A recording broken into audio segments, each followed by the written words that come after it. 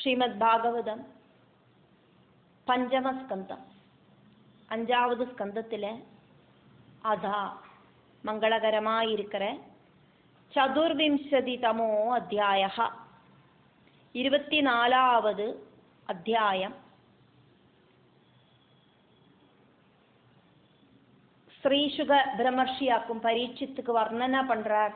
அப்படிங்கிறதுனால ஸ்ரீ சுக உவாச்ச, சூரியனுக்கு கீழே இருக்கிற அதோலோக வர்ணனையாக்கும் ஸ்ரீசுக பிரம்மர்ஷி இந்த அத்தியாயத்தில் செய்யறார். 1வது கத்திய பாகம். அதஸ்தாத் சவிதுஹு யோஜன அயுதே ஸ்வர்பானுஹு நட்சத்ரவது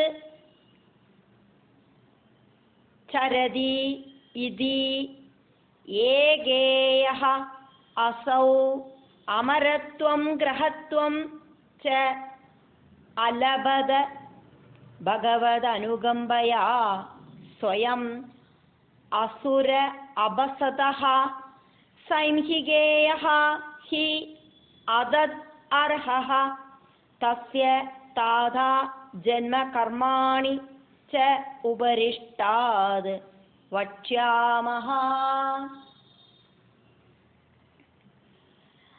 அதஸ்தாத் சவிதுர்யோஜனாயுதே ஸ்வர்பானுர்நட்சத்ரவது சரதீத்யேகேயோ அசௌ அமரத்வம் கிரஹத்வம் ச அலபத பகவதனுகம்பயா ஸ்வயம் அசுராபசத சைம்ஹிகேயோ ஹ்யததர்ஹ தஸ்ய தாதா ஜன்ம கர்மாணி ச உபரிஷ்டாத் வக்ஷ்யாமஹ.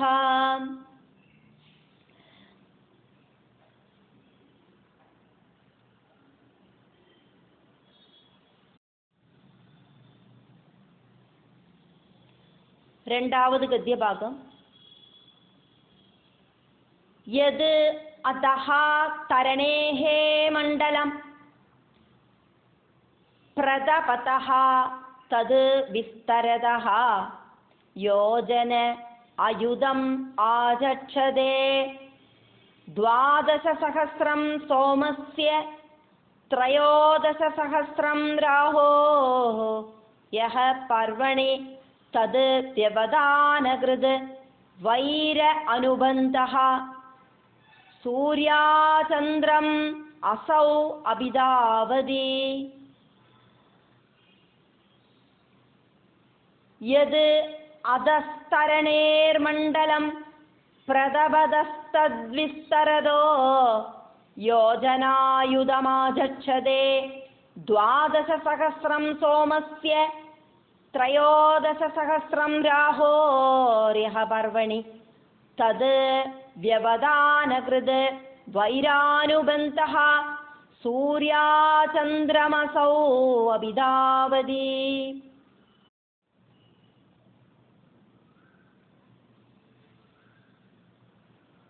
மூணாவது கத்திய பாகம். தன்னிஷம்யஹ உபயத்ர அபி பகவதா ரட்சணாய பிரயுக்தம் சுதர்சனம் நாம பாகவதம் தைதம் அஸ்திரம் தத் தேஜசா துர்விஷஹம் முகுஹு பரிவர்த்தமானம் அப்யவஸ்திதஹ முகூர்த்தம் உத்விஜமானஹ சகித ஹிருதயஹ ஆராத் ஏவ நிவர்த்ததே தத் உபராகம் இதி வதந்தி லோகாः. தன்னிஷம்யோபயத்ராபி பகவதா ரட்சணாய பிரயுக்தம் சுதர்சனம் நாம பாகவதம் தைதம் அஸ்திரம் தத் தேஜசா துர்விஷஹம் முகுஹு பரிவர்த்தமானமப்யவஸ்திதோ முகூர்த்தமுத்விஜமானஸ்சகித ஹிருதய ஆராதேவ நிவர்த்ததே ததுபராகமிதி வதந்தி லோகாः. 4வது கத்திய பாகம். ततः अधस्ताद् सिद्ध चारण विद्याधराणां सदनानि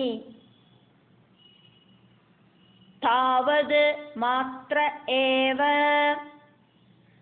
तदोदस्तात् सिद्धचारण विद्याधराणां सदनानि तावन्मात्र एव. അഞ്ചാവത് ഗദ്യഭാഗം. തതഃ അധസ്താദ് യക്ഷഃ രക്ഷഃ പിശാചഃ പ്രേതഃ ഭൂതഃ ഗണാനാം വിഹാരഃ.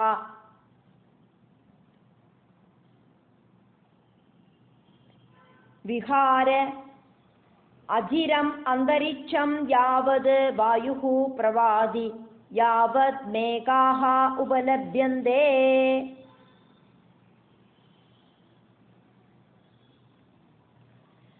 തദോദസ്താദ് യക്ഷരക്ഷ പിശാച പ്രേതഭൂതഗണാനാം വിഹാരാജിരമന്തരിക്ഷം യാവത് വായുപ്രവാതി യാവന്മേഘാ ഉപലഭ്യന്തേ.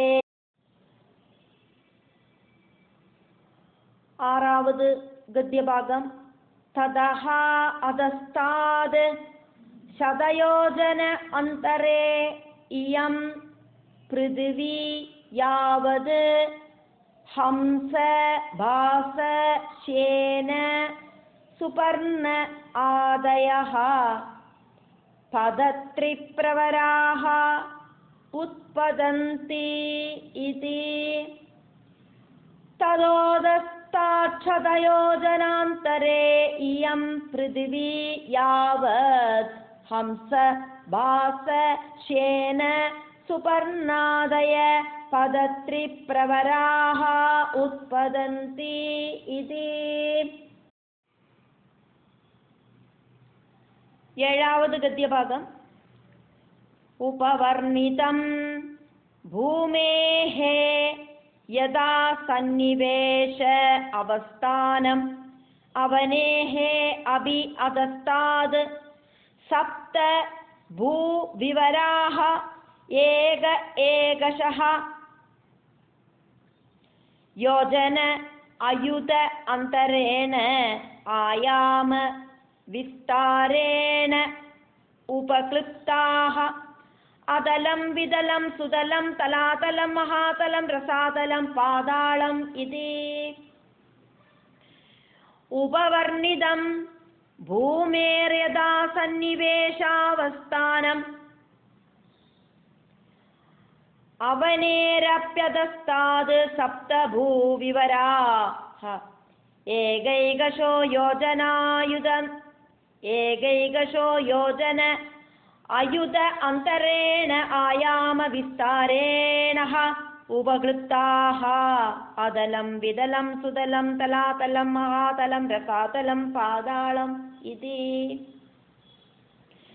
ഉപവർണിതം ഭൂമേർയഥാ സന്നിവേശ അവസ്ഥാനം അവനേരപ്യതസ്താദ് സപ്തഭൂവിവരാഃ ഏകൈകശോ യോജന അയുത അന്തരേണ ആയാമ വിസ്താരേണ ഉപക്ലിപ്താഃ അതലം വിതലം സുതലം തലാതലം മഹാതലം രസാതലം പാതാളം ഇതി. എട്ടാവത് ഗദ്യഭാഗം. ഏതേഷു ഹി ബിലസ്വർഗേഷു സ്വർഗാദ് അഭി അധിക കാമ ഭോഗ ഐശ്വര്യ ആനന്ദ ഭൂതി വിഭൂതിഭിഃ സുസമൃദ്ധ ഭവനഃ ഉദ്യാന ആക്രീഡ വിഹാരേഷു ദൈത്യ ദാനവ കാദ്രവേയാഃ നിത്യ പ്രമുദിത അനുരക്ത കളത്ര അപത്യ ബന്ധു സുഹൃദ് അനുചരാഃ ഗൃഹപതയ ഈശ്വരാദ് അഭി അപ്രതിഹത കാമാഃ മായാവിനോദാഃ നിവസന്തി. ഏതേഷു ഹി ബിലസ്വർഗേഷു സ്വർഗാദപ്യധികകാമഭോഗൈശ്വര്യാനന്ദഭൂതിവിഭൂതിഭിः സുസമൃദ്ധഭവനോദ്യാനാക്രീഡവിഹാരേഷു ദൈത്യദാനവ दैत्यदानव काद्रवेया नित्यप्रमुदितानुरक्तकलत्रावत्यबन्धुसुहृद अनुचरा गृहपदय ईश्वराद् अभि अप्रतिहत काममायाविनोदा निवसन्ति येदेषु हि बिलस्वर्गेषु स्वर्गादप्यधिककामभोगैश्वर्यानन्दभूतिविभूतिभिः सुसमृद्ध भवनोद्यानाक्रीडविहारेषु दैत्यदानव काद्रवेया नित्यप्रमुदितानुरक्तकलत्रावत्यबन्धुसुहृद अनुचरा गृहपदय ईश्वरादपि अप्रतिहत कामाः मायाविनोदाः निवसन्ति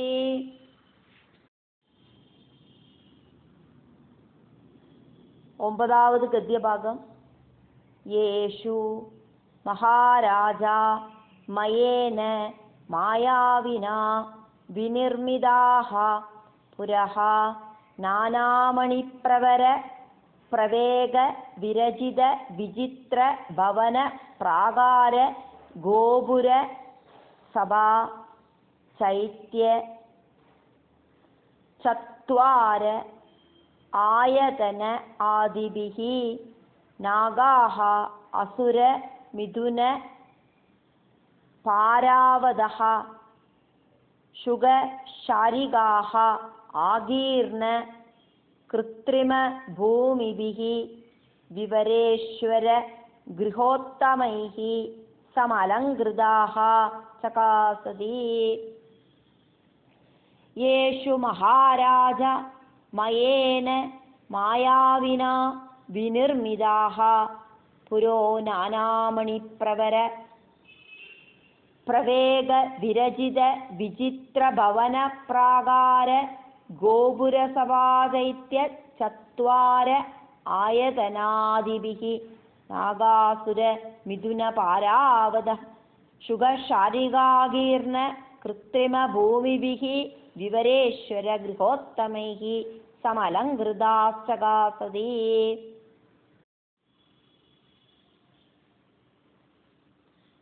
പത്താവത് ഗദ്യഭാഗം ഉദ്യാനാനി ച അതിതരാം മന ഇന്ദ്രിയ ആനന്ദിഭിഃ കുസുമഫല സമ്പദ സുഭഗ കിസലയ അവനതരുചിര വിടഭ വിടവിനാം ലതാംഗ ആലിംഗിതാനാം ശ്രീഭിഃ സമിഥുന വിവിധ വിഹംഗമ ജലാശയാനാം അമലജലപൂർണാനാം സശകുല ഉല്ലംഘന ക്ഷുഭിത നീരനീരജ കുമുദ കുവലയ കൽഹാര നീരോൽപല ലോഹിത ശതപത്ര ആദിവനേഷു കൃതനികേതനാനാം ഏകവിഹാരാകുല മധുര വിവിധ സ്വനാ ആദിഭിഃ ഇന്ദ്രിയോത്സവൈഃ അമരലോകശ്രിയം അധീശയിതാനി ഉദ്യാനാനി ജാതിതരാമന ഇന്ദ്രിയാനന്ദിഭിഃ കുസുമഫലസ്തംഭക സുഭഗ കിസലയാവനദ രുചിര വിടഭ വിടവിനാം ലതാംഗാലിംഗിതാനാം ശ്രീഭിഃ സമിഥുന വിവിധ വിഹംഗമ ജലാശയാനാം അമലജലപൂർണാനാം സശകുല ഉല്ലംഘന ക്ഷുഭിത നീരനീരജ കുമുദ കുവലയ കൽഹാര നീലോൽപല ലോഹിത ശതപത്രാദി വനേഷു കൃതനികേതനാനാം ഏകവിഹാരാകുല മധുര വിവിധ സ്വനാദിഭിഃ ഇന്ദ്രിയോത്സവൈഃ അമരലോകശ്രിയം അതിശയിതാനി.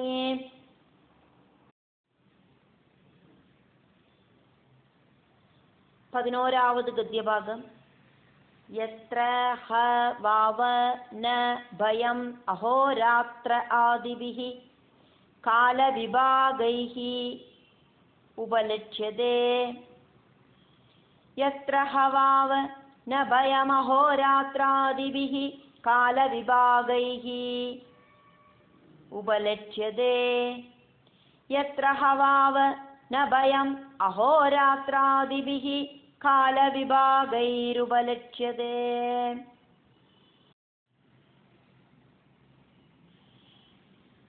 12ാவது ഗദ്യഭാഗം.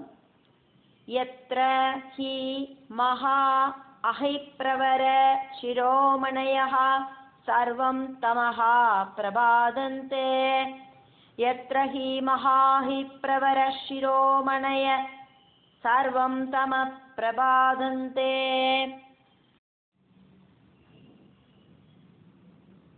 13ാவது ഗദ്യഭാഗം.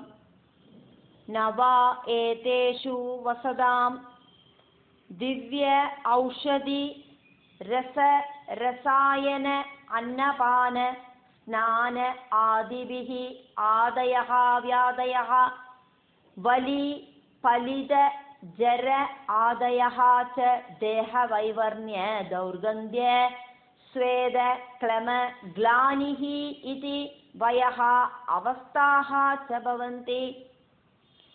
നവാ ഏതേഷു വസതാം ദിവ്യൗഷധി രസരസായന അന്നപാന സ്നാനാദിഭിരാദയോ വ്യാദയോ വലീപലിത ജരാദയശ്ച ദേഹവൈവർണ്യ ദൗർഗന്ധ്യ സ്വേദക്ലമഗ്ലാനിരിതി വയോവസ്ഥാശ്ച ഭവന്തി.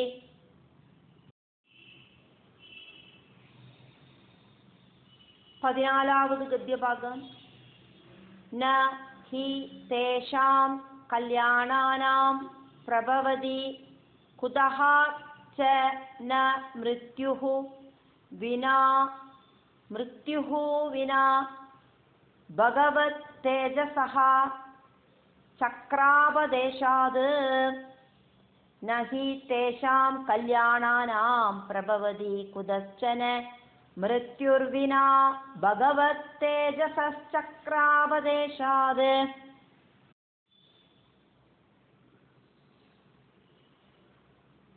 15ാவது ഗദ്യഭാഗം. യസ്മിൻ പ്രവിഷ്ടേ അസുരവധൂനാം പ്രായഃ പുംസവനാനി ഭയാദ് ഏവ സ്രവന്തി പതന്തി ച. യസ്മിൻ പ്രവിഷ്ടേ അസുരവധൂനാം പ്രായഃ പുംസവനാനി ഭയാദേവ സ്രവന്തി പതന്തി ച.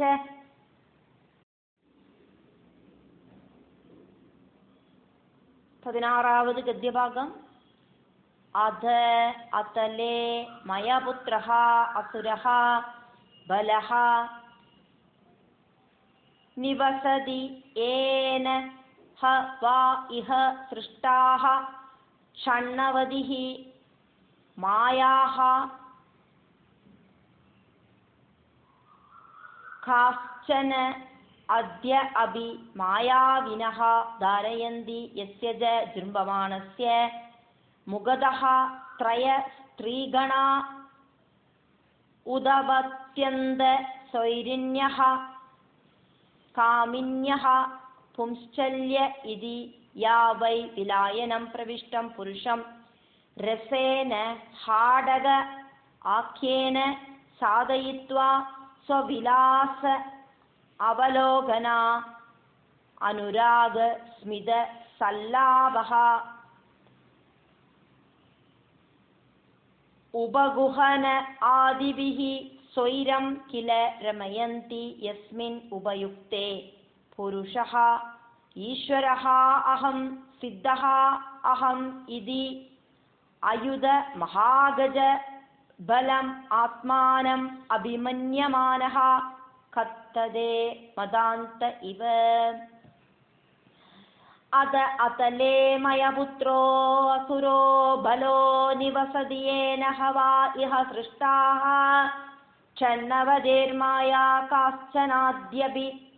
കാശ്ചനാദ്യാഭി മായാവിനോ ധാരയന്തി യസ്യ ച ജൃംഭമാണസ്യ മുഖതസ്ത്രയ സ്ത്രീഗണാ उदबध्यन्तसौरिण्यकामिन्य पुंश्चल्य इति या वै विलायनं प्रविष्टं पुरुषं रसेन हाडगाख्येन साधयित्वा स्वविलासावलोकनानुरागस्मिद सल्लाभो बहुहनादिभिः स्वैरं किल रमयन्ति यस्मिन्नुपयुक्ते पुरुष ईश्वरोऽहं सिद्धोऽहमिति अयुधमहागजबलम् आत्मानमभिमन्यमानः कत्तदे मदान्त इव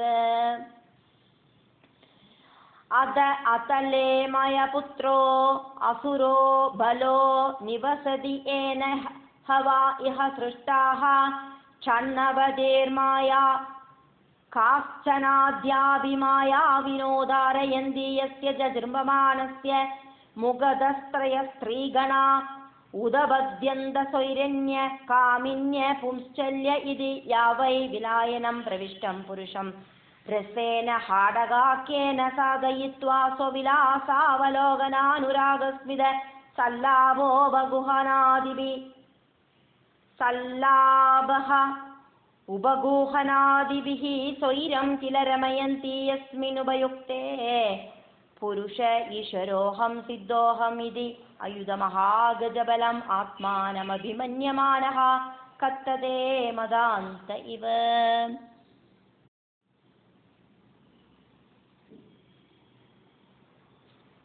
പതിനേഴാമത് ഗദ്യഭാഗം. തതഃ അധസ്താദ് വിതലേ ഹരഃ ഭഗവാൻ ഹാടകേശ്വരഃ സ്വപാർഷദഭൂതഗണ ആവൃതഃ പ്രജാപതി സ്വർഗഃ ഉപബൃംഹണായ ഭവഃ ഭവാന്യാഃ സഹ മിഥുനീഭൂത ആസ്തേ യതഃ പ്രവൃത്താഃ സരിത്പ്രവരാ हाडगी नाम भवयोः वीर्येण यत्र चित्रभानुः मादरिष्विना समिद्यमानः ओजसा पिबति तन्निष्ट्यूदं हाडगाख्यं सुवर्णं भूषणेन असुरेन्द्र अवरोधेषु पुरुषाः सह पुरुषीभिः धारयन्ति. तदोदस्ताद्विदले हरो भगवान् हाडगेश्वरः स्वपार्षदभूतगणावृतप्रजापति स्वर्गोपबृंहणाय भवो भवान्या सह मिथुनीभूत आस्ते यदः प्रवृत्ता सरित्प्रवरा हाडगी नाम भवयोर्वीर्येण यत्र चित्रभानुर्मादरिष्विना समिद्यमानः ओजसा पिबति तन्निष्ट्यूदं हाडगाख्यं सुवर्णं भूषणेन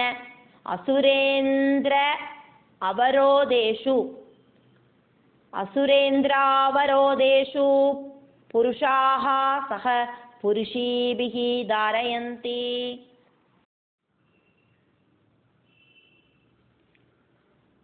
പതിനെട്ടാമത് ഗദ്യഭാഗം.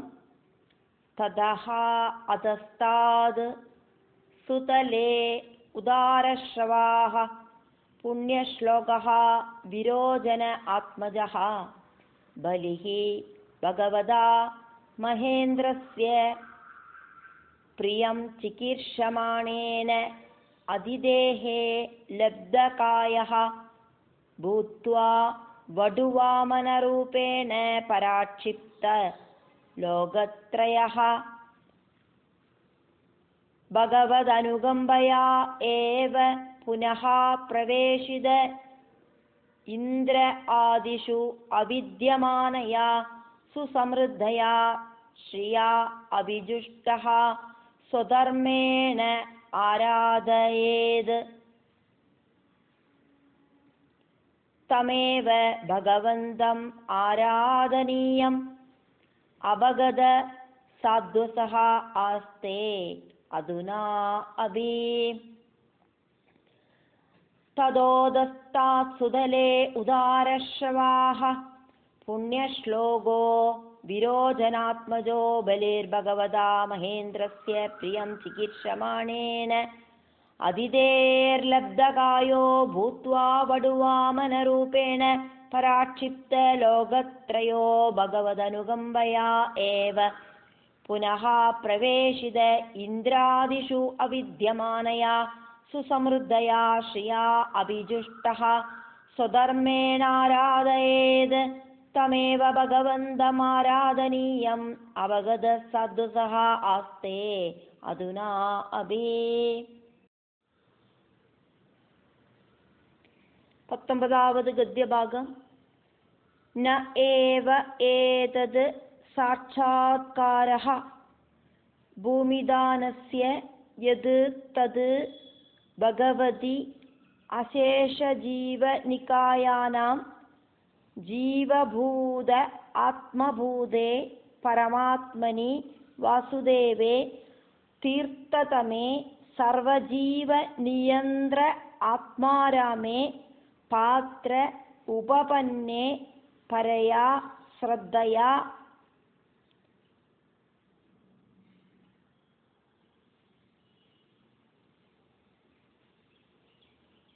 പരമ ആദര സമാഹിതമനസാ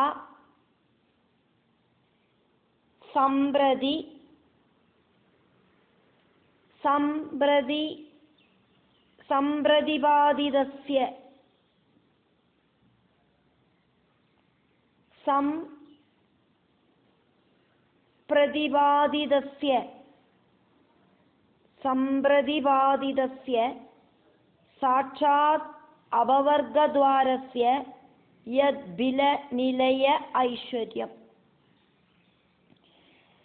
നോ ഏവൈതത് സാക്ഷാത്കാരോ ഭൂമിദാനസ്യ യത്തദ് ഭഗവത്യശേഷജീവനികായാനാം ജീവഭൂതാത്മഭൂതേ പരമാത്മനി വാസുദേവേ തീർത്ഥതമേ സർവജീവനിയന്ത്രാത്മാരാമേ പാത്ര ഉപപന്നേ പരയാ ശ്രദ്ധയാ പരമാദര സമാഹിതമനസാ സംപ്രതിപാദിതസ്യ സാക്ഷാദപവർഗദ്വാരസ്യ യദ്ബിലനിലയമൈശ്വര്യം.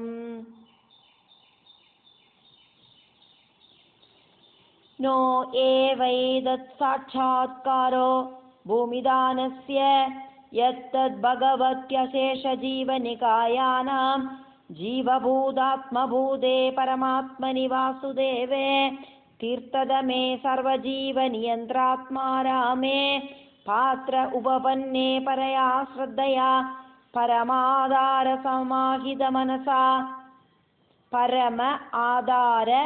സമാഹിതമനസാ സംപ്രതിപാദിതസ്യ സാക്ഷാദപവർഗദ്വാരസ്യ യദ്ബിലനിലയ ഐശ്വര്യം.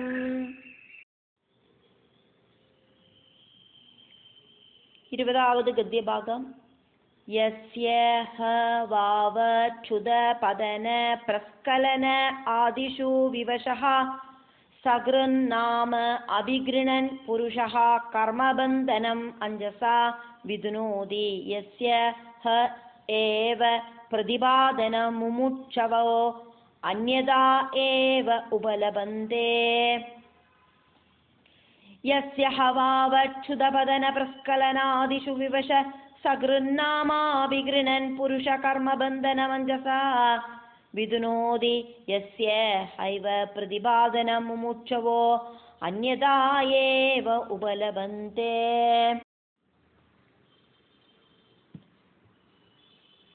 21ാவது ഗദ്യഭാഗം.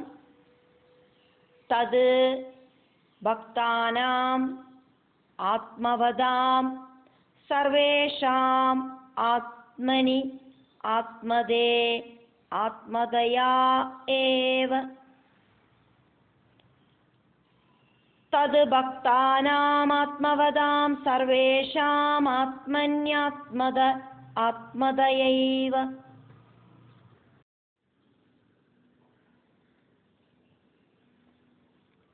22ാவது ശ്ലോകം. ന വൈ ഭഗവാൻ നൂനം അമുഷ്യ അനുജഗ്രാഹ യത് ഉദ പുനഃ ആത്മാനുസ്മൃതിമോഷണം മായാമയ ഭോഗ ഐശ്വര്യം ഏവ അതനുത ഇതി. न वै भगवान् नूनममुष्यानुजग्राह यदुद पुनरात्मानुस्मृतिमोषणं मायामय भोगैश्वर्यमेवादनुदेति.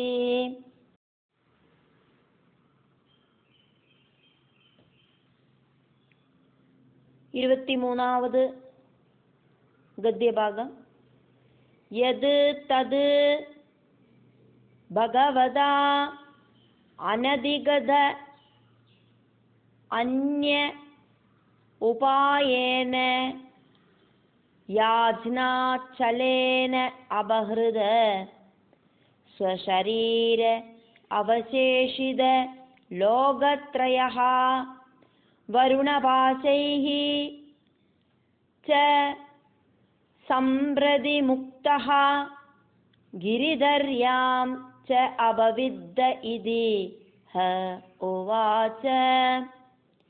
യത്തത് ഭഗവതാ അനധിഗതാ അന്യോപായേന യാജ്ഞാചലേനാപഹൃത സ്വശരീരാവശേഷിത ലോകത്രയോ വരുണപാശൈശ്ച സംപ്രതി മുക്തോ ഗിരിധര്യാം ച അപവിദ്ദ ഇതി ഹോവാച.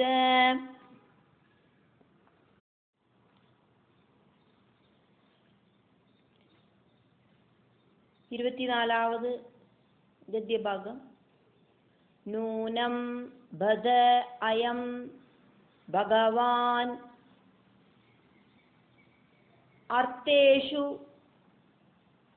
ന നിഷ്ണാദഃ യഃ അസൗ ഇന്ദ്രഃ യസ്യ സജീവഃ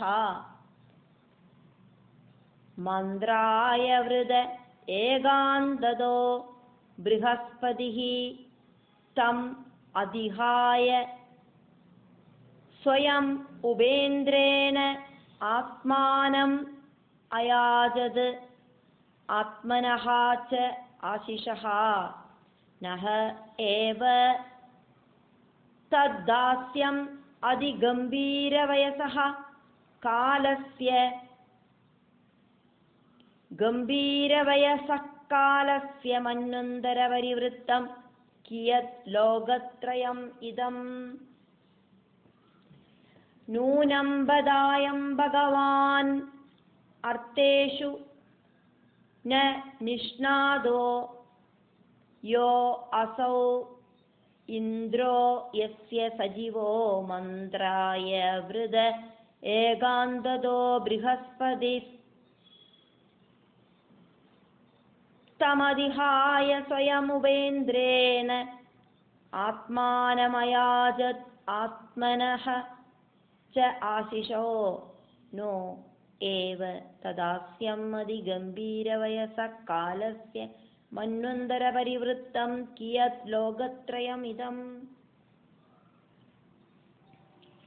നൂനം ബദായം ഭഗവാൻ അർത്ഥേഷു ന നിഷ്ണാദോ യോ അസൗ ഇന്ദ്രോ യസ്യ സജീവോ മന്ത്രായ വൃത ഏകാന്തതോ ബൃഹസ്പതി തമധിഹായ സ്വയമുപേന്ദ്രേണ ആത്മാനമയാജത് ആത്മനശ്ചാശിഷോ നോ ഏവ തദാസ്യമതിഗംഭീരവയസഃ കാലസ്യ മന്വന്തരപരിവൃത്തം കിയല്ലോകത്രയമിദം. 25ാമത് ഗദ്യഭാഗം. യസ്യ അനുദാസ്യം ഏവ അസ്മദ് പിതാമഹഃ കില വവ്രേണ തു സ്വപിത്ര്യം യത് ഉദ അകുതോഭയം പദം ദീയമാനം ഭഗവതഃ പരം ഇതി ഭഗവതഃ പരദേ ഖലു സ്വപിതരീ. യസ്യാനുദാസ്യമേവാസ്മദ് പിതാമഹഃ കില വവ്രേണ തു സ്വപിത്ര്യം യദുദാഹുതോഭയം പദം ദീയമാനം ഭഗവതഃ പരമിതി ഭഗവതോ പരദേ ഖലു സ്വപിതരീ. 26ാമത് ഗദ്യഭാഗം. തസ്യ മഹാനുഭാവസ്യ അനുപദം അമൃജിത कषाय कः वा अस्मत् विदः परिहीन भगवदनुग्रह उपजिगमिषति इति तस्य महानुभावस्यानुपदममृजित कषायो वा अस्मद्विद परिहीन भगवदनुग्रह उपजिगमिषति इति.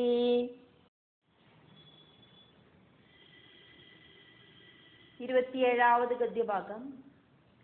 तस्य अनुचरितम् उत्तरस्माद् विस्तरिष्यते यस्य भगवान् स्वयं अखिलजगद्गुरुः नारायणः द्वारि गदापाणिः अवतिष्ठते. निज जन अनुकम्पित हृदयः येन अंगुष्ठेन पदा दशकन्तरः योजन अयुध अयुधं दिग्विजये उच्चाडितः. तस्यानुचरितम् उत्तरस्माद् विस्तरिष्यते यस्य भगवान् स्वयं अखिलजगद्गुरोर्नारायणो द्वारि गदापाणिरवतिष्ठते. निजजन अनुकम्पित हृदया येन अंगुष्ठेन पदा दशकन्धरो योजनायुधायुधं योजन अयुध अयुधं दशकन्धरो योजनायुधायुधं दिग्विजये उच्चाडितः दिग्विजय उच्चाडितः.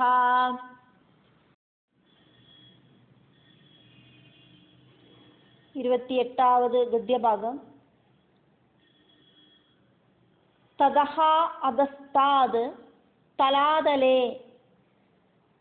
मयः नाम दानवेन्द्रः त्रिपुर अधिपतिः भगवता पुरारिणा त्रिलोकीशं चिकीर्षुणा निर्दग्ध स्वपुरत्रयः तद् प्रसादाद् लब्धपदः मायाविनामाचार्यः महादेवेन परिरक्षितः विगत सुदर्शनभयः महीयते. ततोदस्तातलातले मयो नाम दानवेन्द्र त्रिपुराधिपतिर्भगवता पुरारिणा त्रिलोकीशं चिकीर्षुणा निर्दग्ध स्वपुरत्रयस्तत्प्रसादाद् लब्धपदो मायाविनामाचार्यो महादेवेन परिरक्षितो विगत सुदर्शनभयो महीयते.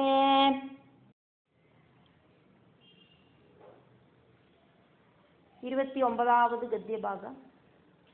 ततः अधस्ताद् महातले काद्रवेयानां सर्पाणां न एकशिरसां क्रोधवशो नाम गणः कुहगा तच्छग कालिय सुषेण आदि प्रधानाः महाभोगवन्तः पदत्रिराजाधिपतेः पुरुषवाहाद् अनवरदम् उद्विजमानाः स्वकलत्र अपत्य सुहृत् कुटुम्बसङ्गेन क्वचित् प्रमत्ता विहरन्ति. ततो अधस्ताद् महातले काद्रवेयाणां सर्पाणां नैकशिरसां क्रोधवशो नाम गण कुहग तच्छग कालिय सुषेणादिप्रधाना महाभोगवन्त पदत्रिराजाधिपतेः पुरुषवाहाद अनवरदमुद्विजमानाः स्वकलत्र अपत्य सुहृत् कुटुम्बसङ्गेन क्वचित् प्रमत्ता विहरन्ति.